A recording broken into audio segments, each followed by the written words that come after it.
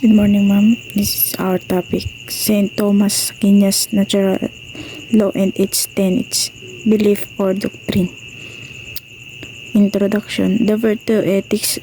A good person is somebody who is grounded on wisdom and virtue. For Aristotle, he speak of golden mean, which is pleasure and in moderation. Virtuous people will enjoy themselves in the right way, at the right time, in just the right amount.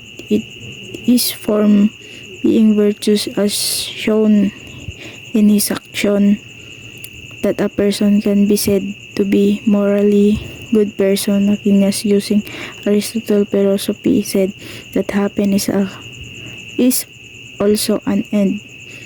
This kind of happiness will be achieved para sa bertodika ng isang mabuting tao ay isang taong batay sa karunungan at virtue. O Aristotle ay nagsasalita ng golden mean na kasiyahan sa katamtaman. Ang mabuting tao ay masiyahin sa kanilang sarili sa tamang paraan. Thomas Aquinas 1225 to 1274, greatly influenced by Aristotle.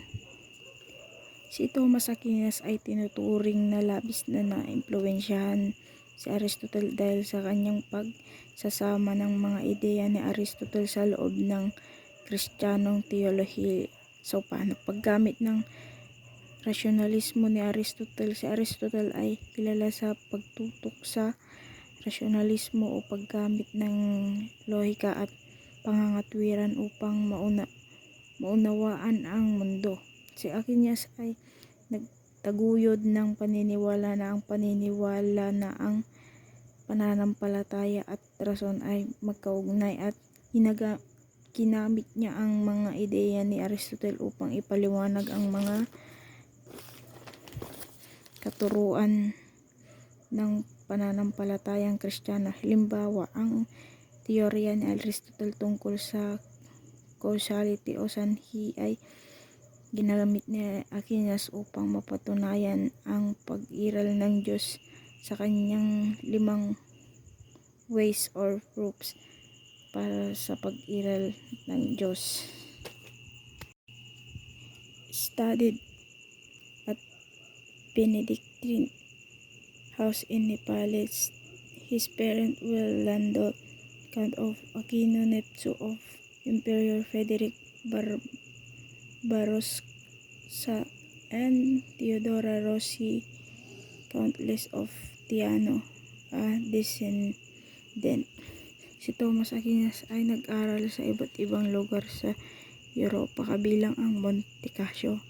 Bilang bata, pinadala siya sa Abbey of Monte Cassino, isang monasteryo na ang Benediktino kung saan nagsimula siyang matuto ng relihiyon at klasikal na edukasyon.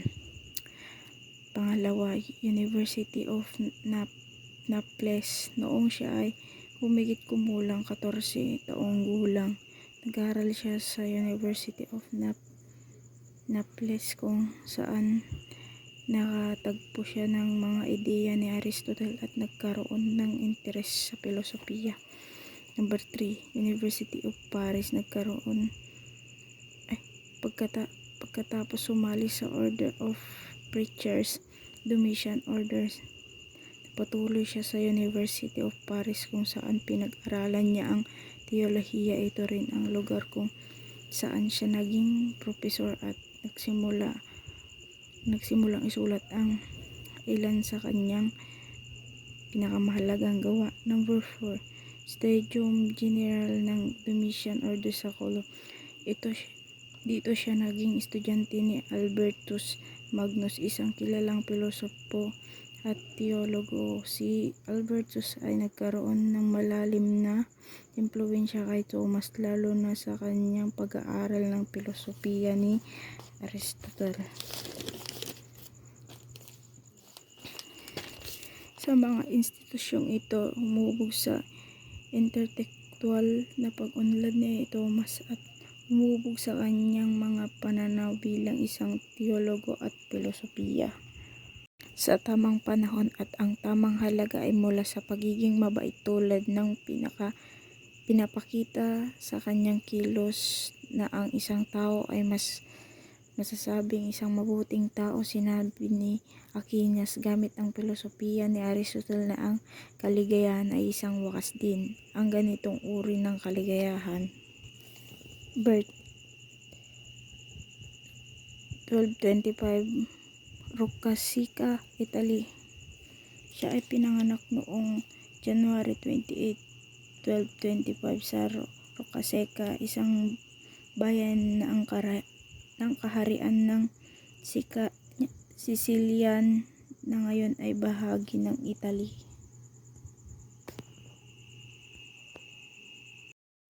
Death March 7, 1274, Foscanova Abbey, Italy. Si Thomas Aquinas ay namatay noong March 7, 1274 sa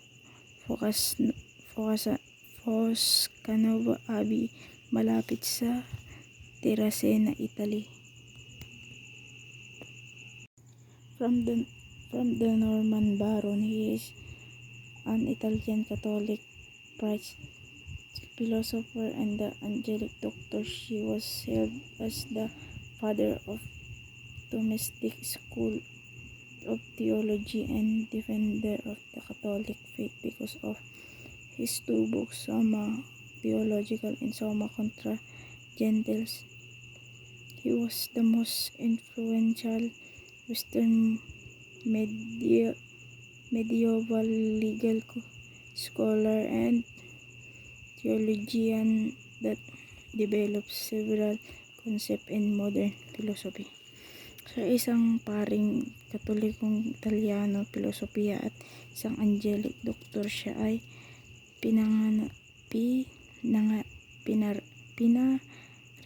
bilang ama ng Thomistic School of Theology at tagapagtanggol ng pananampalatayang Katoliko dahil sa kanyang dalawang aklat, Summa Theologica at Summa Contra Gentiles. Siya ang pinaka na-impluwensyahang kanlurang medieval na legal na scholar at teolohiya na bumuo ng isang mga konsepto sa modernong filosofiya.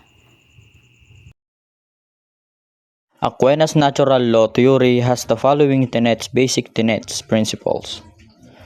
Number 1. Internal law of God is revealed through the natural law. Ang walang hanggang batas ng Diyos ay inihayag sa pamamagitan ng likas na batas. Pag-ibig sa kapwa. Ang pag-ibig sa kapwa ay isang halimbawa ng pagsunod sa walang hanggang batas ng Diyos. Ito ay isang likas na batas na naroroon sa bawat tao na nagtuturo sa atin na magmahal at mag-alaga sa isa't isa. Pagiging matapat. Ang pagiging matapat ay isang halimbawa ng pagsunod sa walang hanggang batas ng Diyos. Ito ay isang likas na batas na nagtuturo sa atin na maging tapat sa ating mga salita at kilos. Number 2. Natural law is revealed to all people through human reason. Pag-iwas sa pananakit. Ang pag-iwas sa pananakit sa kapwa ay isang halimbawa ng pagsunod sa likas na batas. Ang bawat tao ay may kakayahang mag-isip at mag-aral, at sa pamamagitan ng katwiran naiintindihan natin ang pananakit ay mali. Pag-iingat sa kalikasan. Ang pag-iingat sa kalikasan ay isa pang halimbawa ng pagsunod sa likas na batas. Sa pamamagitan ng katwiran naiintindihan natin na ang kalikasan ay mahalaga para sa ating kaligtasan at para sa kaligtasan ng lahat ng nilalang. Number 3. Natural law has flexibility in its application. Mga batas sa trapiko. Ang mga batas sa trapiko ay isang halimbawa ng likas na batas na may kakayahang mag-iba-iba sa kanyang paggamit. Sa iba't ibang bansa may iba't ibang mga batas sa trapiko. Ngunit ang layunin ay pareho upang mapanatili ang kaayusan at kaligtasan sa mga kalsada. Mga batas sa pagkain. Ang mga batas sa pagkain ay isa pang halimbawa ng likas na batas na may kakayahang mag-iba-iba sa kanyang paggamit. Sa iba't ibang kultura may iba't ibang mga batas sa pagkain, ngunit ang layunin ay pareho upang mapanatili ang kalusugan at kaligtasan ng mga tao.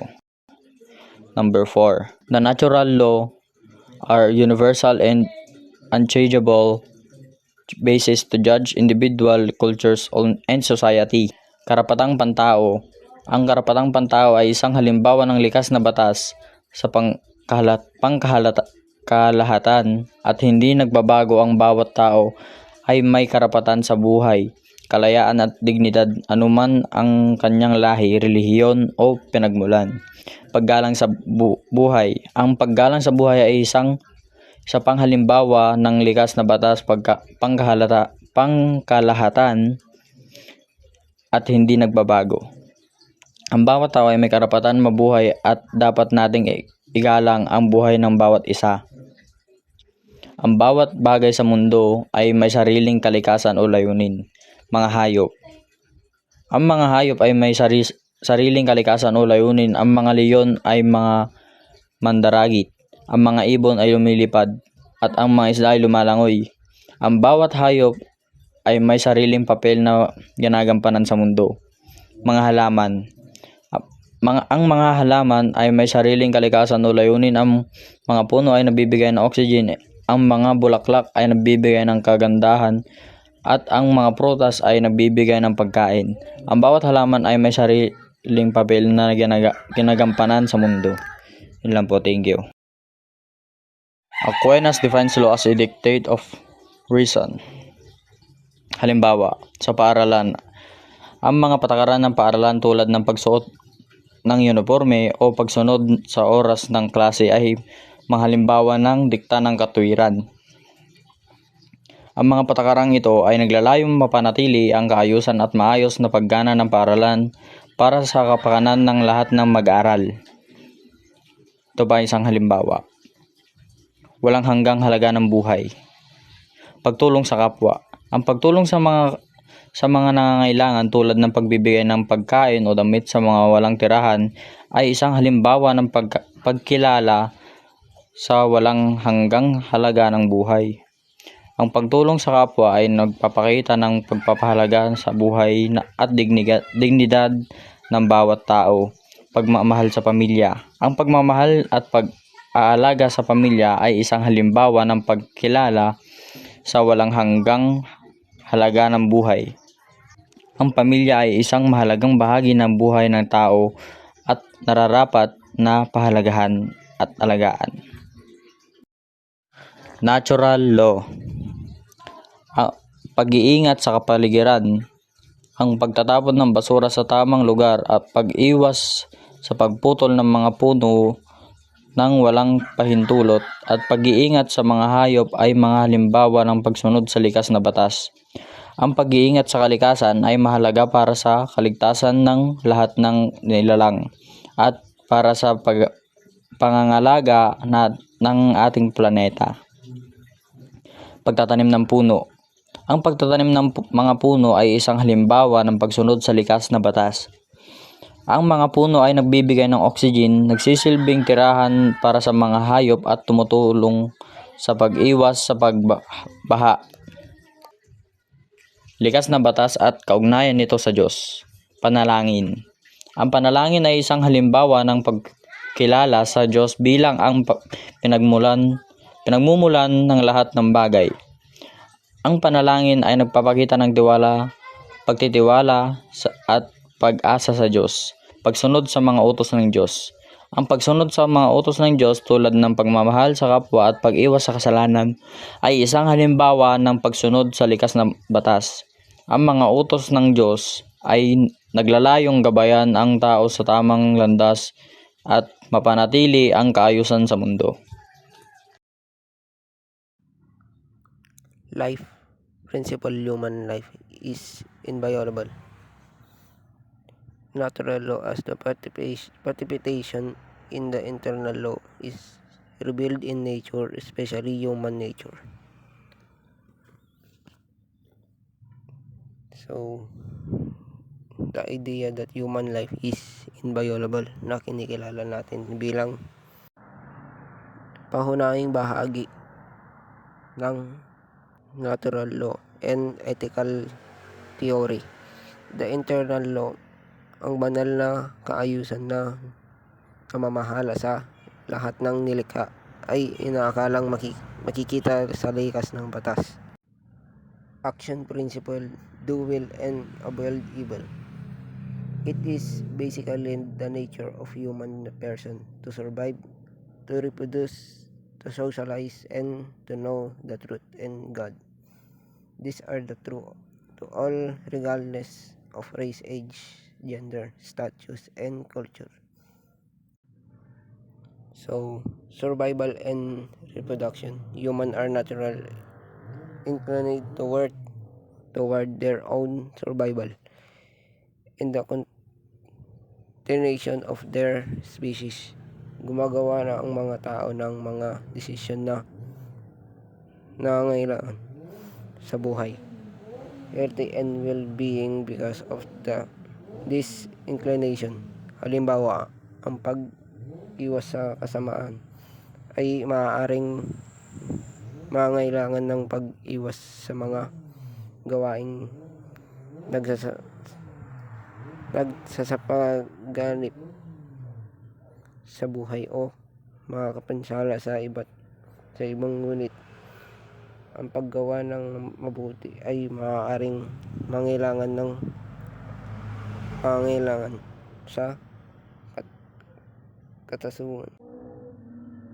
kalusugan ng isang tao.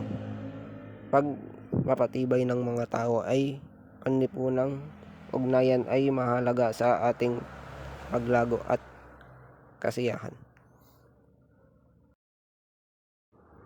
Survival principle, self-preservation is basic to all beings. All beings naturally preserve themselves by all means. Every being normally takes care of its own life and transmit it to the next generation. Thus, to commit such unnatural and immoral. So, the survival principle ay binibigyang diin kung gaano kahalaga ang pangangalaga sa sarili para sa lahat ng mga bagay na may buhay. Lahat ng may buhay, kabilang ang mga tao at hayop, ay may likas na pagnanais na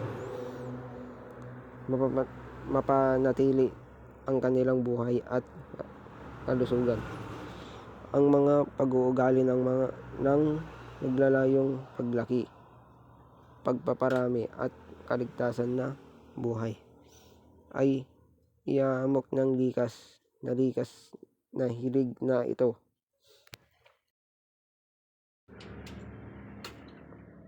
Propagation principle, all species propagate for self-preservation. All living species, including human, are natural sexual. So,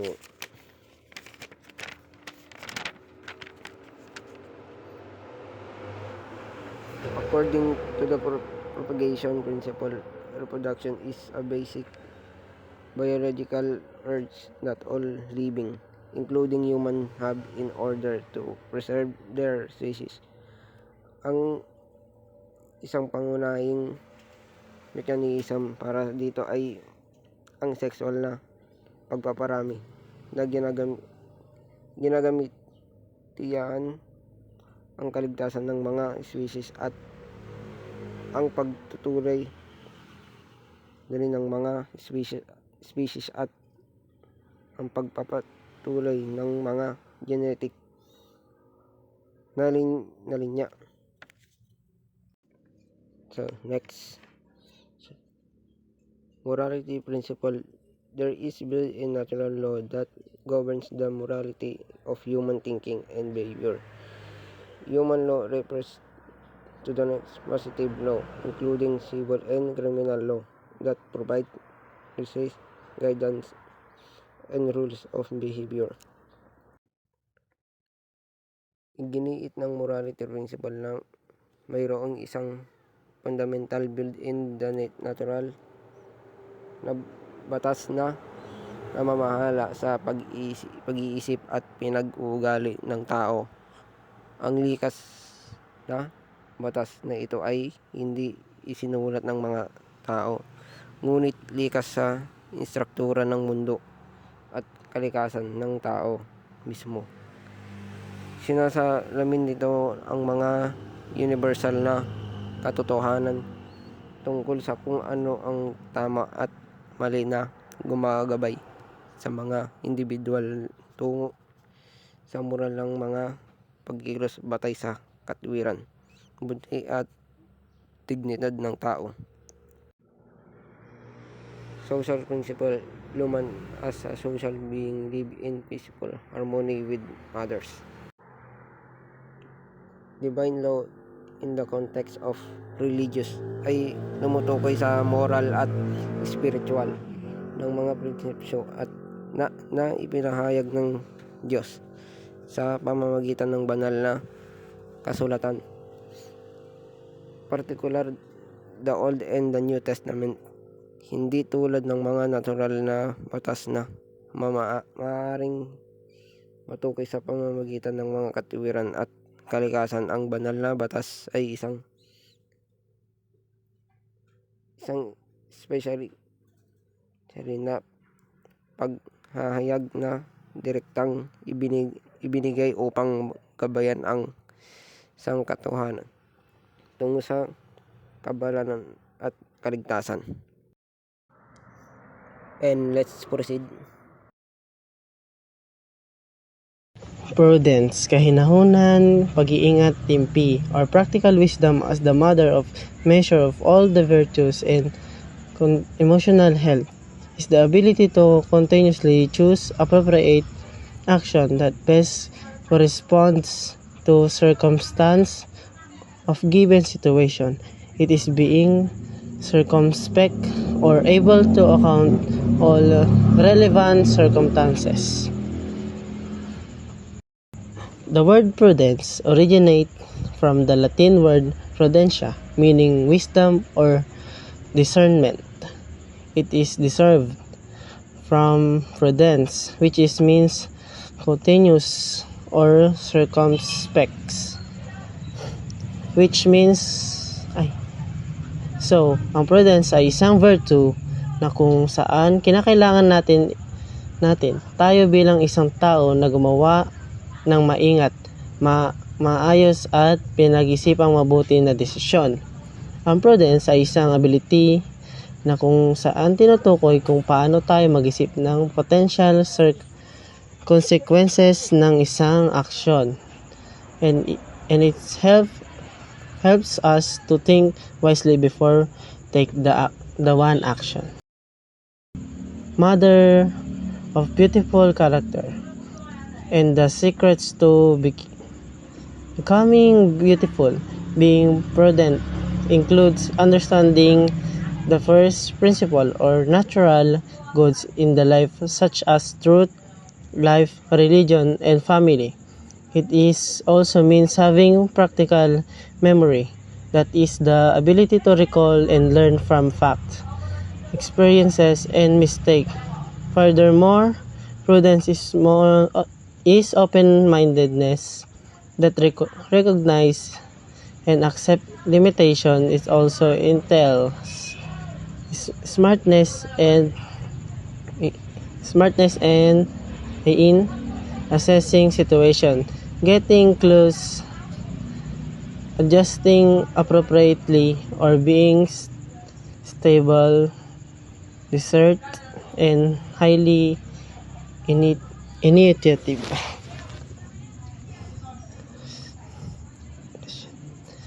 Mother of beautiful character. Kaya naman sinasabing mother of beautiful character kasi it helps us to understand a situation. It guides us to make a moral decision, and it shape individual into compassionate and responsible person.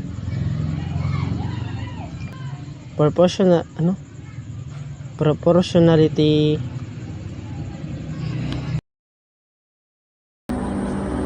Moral courage is being cautious but certain in front of danger and risk. It is the strength and endurance to control emotions and to be suffering. Fear, uncertainty, anxiety and pressure. It is humbly swallowing pride and using failures or limitations as advantages. Moral dilemmas and choices can be very detrimental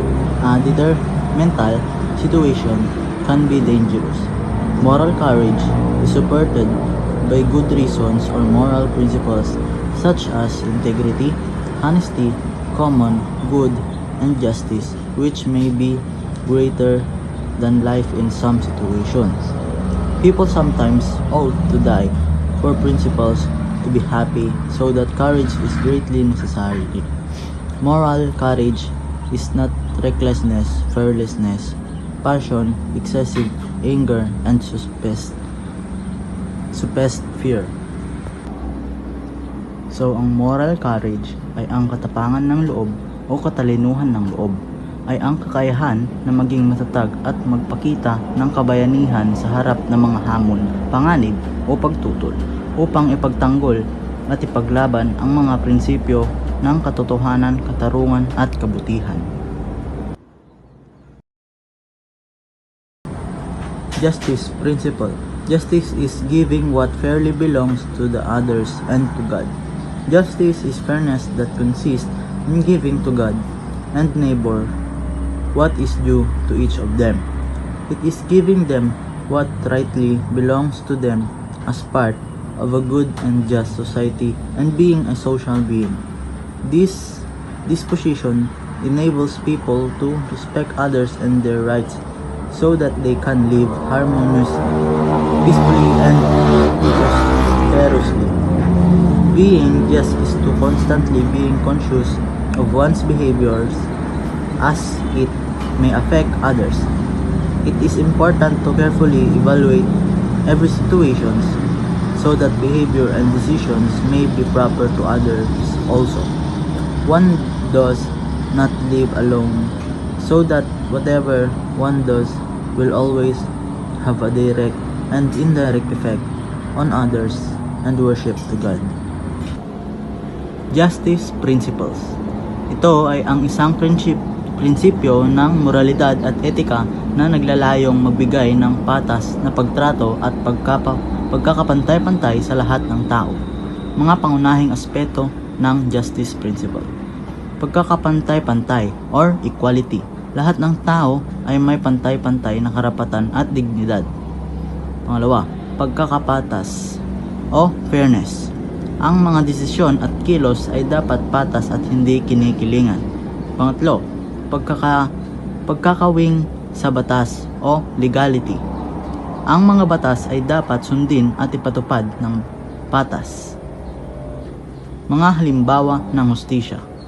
Pagbibigay ng pantay na pagkakataon sa lahat ng mga kandidato sa isang halalan. Pagpapatupad ng mga batas laban sa mga kriminal anuman kanilang katayuan sa buhay. Pagbibigay ng kompensasyon sa mga biktima ng mga paglabag sa karapatang pantao. Sa larangan ng etika, ang hustisya ay mahalaga sa pagpapakita ng respeto sa mga karapatan ng ibang tao, pagpapakita ng pagkakapantay-pantay sa mga desisyon at kilos, pagpapakita ng pagiging mahinaon at hindi mapagdadala sa emosyon. Ito ang mga salitang may kaugnayan sa hustisya: katarungan, kabagay, katuwiran, pagkakapantay-pantay. Temperance. Temperance is self-restraint, self-control, self-regulation, and moderation towards attraction to pleasure and created goods. It is the disposition of reason to balance and control desires, passions, or appetites. Every self-restraint or self-regulation ultimately leads to a sound reason. Passions can be very destructive if they are not tempered, as they may cloud and bring disorder to reason. The recurring problem on intemperance is the use of drugs, money, environmental destruction are only proof that the absence of temperance can destroy the person, family, society, and the whole world. Others call temperance as moderation in all things. Temperance is best practiced by many people through abstinence in food and drink. Others are also good at having proper diet and exercise. Being therefore highly well-tempered people are chaste, charitable, diligent, patient, kind, and humble. Ang temperance sa Tagalog ay kabagay o katahimikan. Ang kabagay ay isang katangian na nagpapakita ng una, pagiging mahinahon at mapagtimpi. Pangalawa, pag-iwas sa labis na emosyon o galit. Pangatlo, pagiging mapagkumbaba at hindi nagpapataas. Pangapat, pagiging matatag at hindi madaling magalit. Halimbawa, ang isang tao na hindi nagpapadala sa galit o pagkabalisa. Ang pinuno na nagpapakita ng pagiging mahinahon sa mga krisis. Ang isang taong hindi mapagmataas at nagpapakumbaba sa harap ng mga hamon. Ito ay ang mga salitang may kaugnayan sa kabagay. Mahinahon, mapagtimpi, mapagkumbaba, at matatag. Ito ay ang mga kasabihan na may kaugnayan sa temperance. Ang temperance ay ang susi sa tagumpay. Ang mahinahon ay may lakas ng loob. Ang mapagkumbaba ay hindi nagpapataas. Self-control in the simple aspect of life reflects not only a strong character but also a happy life. This reveals that what really bring real happiness are not sensual or material things but ideas or principles such as self-discipline, moderation, contentment. So self-control shows that a person can control their urges and desires, which is a sign of a strong and disciplined character. Ito ay totoo lalo na sa mga pag-araw-araw na bahagi ng buhay. Ang mas maraming kasiyahan sa buhay at pamamalang kasiyahan ay kadalasang resulta ng lakas ng karakter na ito. Ang pagpipigil sa sarili at pag-moderate ay nagtataguyod ng mas malalim na pakiramdam ng katipunan at kaligaran kaysa sa kayamanan sa pera o sensual na kasiyahan na maaari lamang magdulot ng pamandalian. Kagananan. Let's proceed.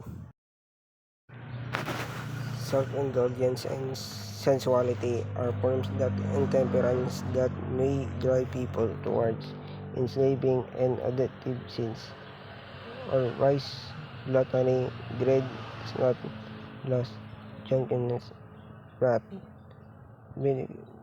mediocrity, envy, pride, maltreatment, bullying, drug addiction, lying, stealing. So, self-indulgence and sensuality as manifestation of intemperance, they can push people into desires, gluttony, addiction, and lust.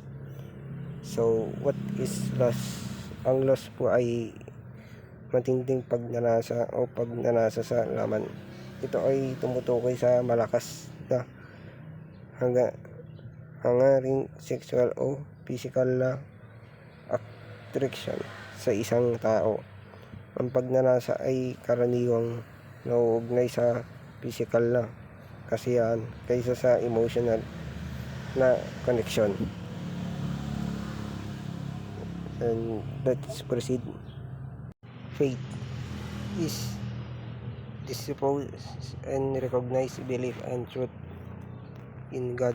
Hope disposes and a people to always long or wise for him, and to be always with him because he is the only true happiness, love, and finally disposes and people to desire him, to serve him, and to worship him.